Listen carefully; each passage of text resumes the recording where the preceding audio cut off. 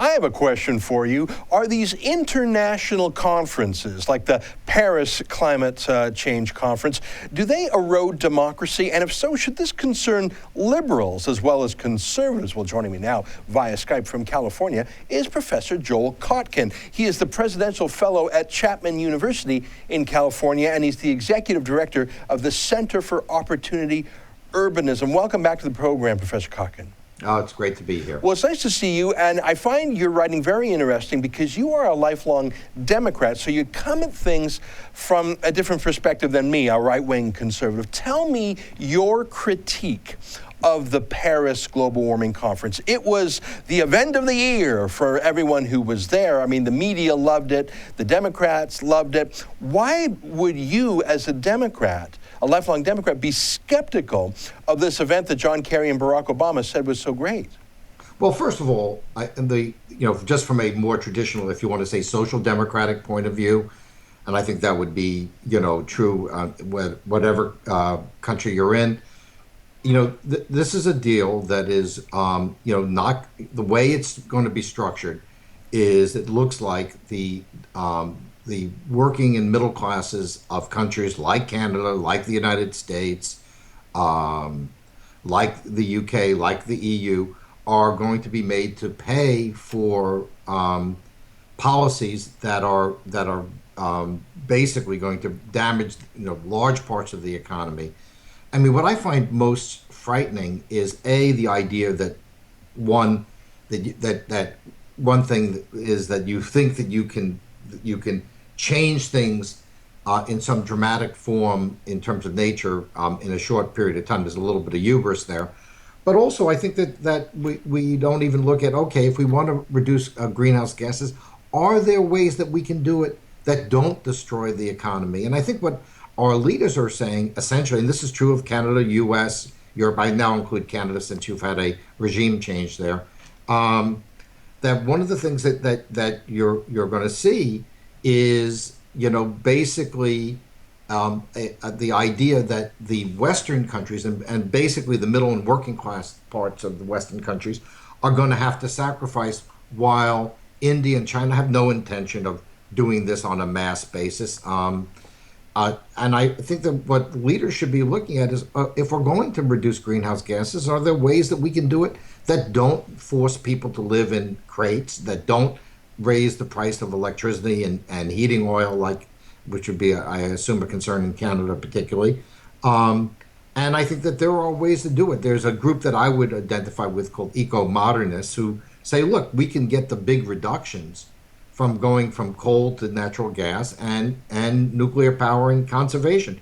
We don't have to destroy the middle class lifestyle of the Western world. But Professor, I appreciate those comments, and that's similar to other conversations we have on this show about the merits of global warming and carbon reduction and things like that. But what I really want to talk to you about, if I may, is your critique on the decision-making processes. Your recent piece about the new autocracy, the new autocrats. I've read in the past how you've talked about the elites in the Democratic Party, Silicon Valley, the Facebooks and the Twitters and the Googles and those sort of masters of the universe, the billionaire plutocrats, and that the Democrats of today, the left-wing parties of today, aren't the party of the guys in hard hats anymore. They're not the coal miners' party. They're not the private sector union. They're certainly the party of the public sector unions, but they don't much like guys who work with their hands outdoors. Can you give me the critique of things like the UN Climate Change Conference, not from a weather point of view or an economics point of view, but from a cultural point of view, a decision-making locus point of view? Well, I think what we're seeing in the Western countries, for instance, the EU, the UN, is basically does what the major countries more or less want them to do, but certainly the EU, increasingly the U.S. government here in California, we now have a level of state control over localities that we've never seen before. And I try to point out to my liberal friends that there are two problems with this. Centralized decision making can go both ways. You could have a President Trump. You could have a President Cruz. You could have somebody come in and reverse overnight almost all of the things that Obama has committed us to, since they haven't been passed by the Congress. I have to say, what worries me the most is the lack of respect for locality and for the democratic process, and for the fact that different states may want to achieve things in different ways. Something that's interesting to me, that the liberal culture has become so enamored with localism, which I'm fine with. Eat local produce, have local recipes, local cultural events. But at the same time, they want to strip all the power from localities. My feeling is, if Portland wants to, ban cars, and I say, well, all right, go try it, see how it works. But they shouldn't try to impose that on Houston. And I think that we benefit as countries, whether it's in Australia, Canada, UK, or the US, we benefit by having a diversity of approaches to issues in different places, so we can see what works, what doesn't work, what works in one kind of area, what doesn't work in a different kind of area.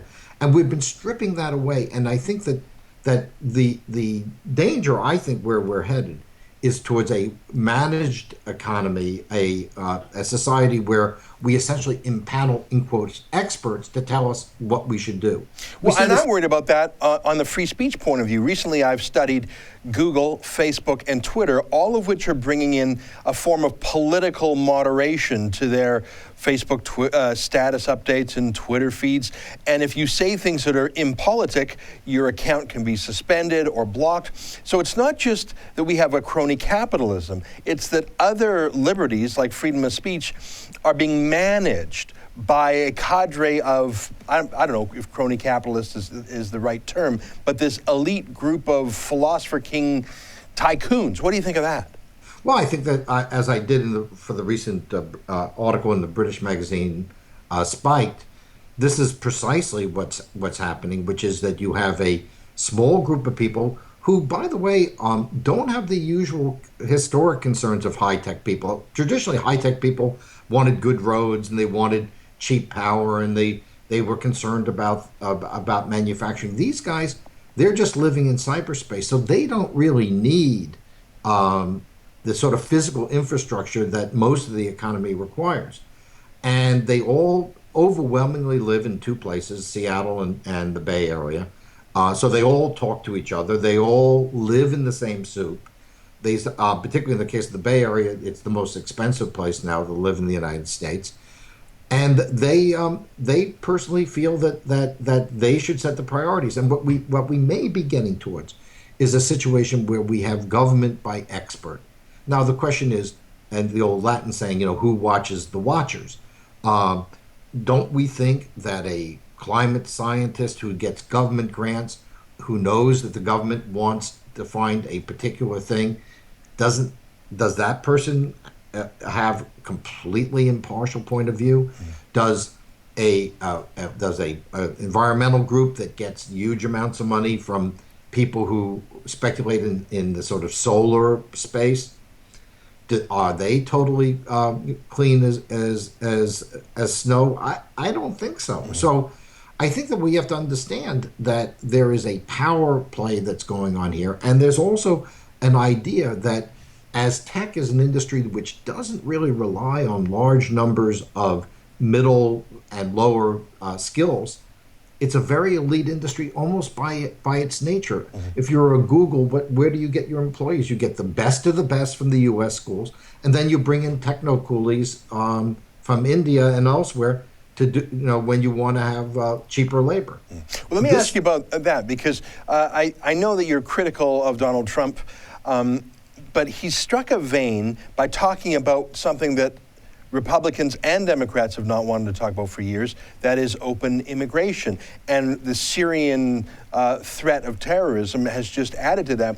Mickey Kaus, another one of my favorite conservative Democrats from California, he argues that open immigration may suit the Facebooks and the Googles for whatever labor market reasons they have in mind. But if you are Black or Hispanic or low income, and you have waves of illegals coming in, working cheaper than anyone, you're driving down the wages and you're driving up the rent. So, again, here's a disconnect between grassroots decision-making folks who might say, I don't want 100,000 Syrians in my country. I don't want 10 million more Mexican illegals because I'm being priced out of a job. And the Democrats are the party of amnesty. How do you square that circle? Is it all these techno elites saying, well, we know what's best for you? Well, I think it's that, and it's also what's best for them.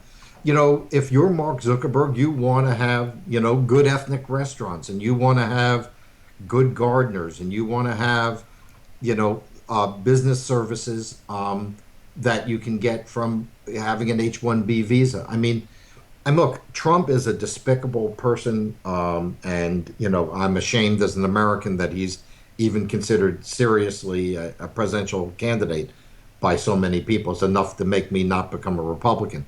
But that being said, he, and to a different extent, Bernie Sanders, have tapped into a vast dissatisfaction that people feel. You know, even Bernie has made the point. He said, you can't have open borders. It would kill the American working class. I mean, at least there's some honesty. But I think what's happened is the, you know, Hillary and a good part of the Democratic Party mainstream today basically is so interested in pandering to Hispanics and Asians by sort of suggesting that there's no difference between legal and illegal immigration.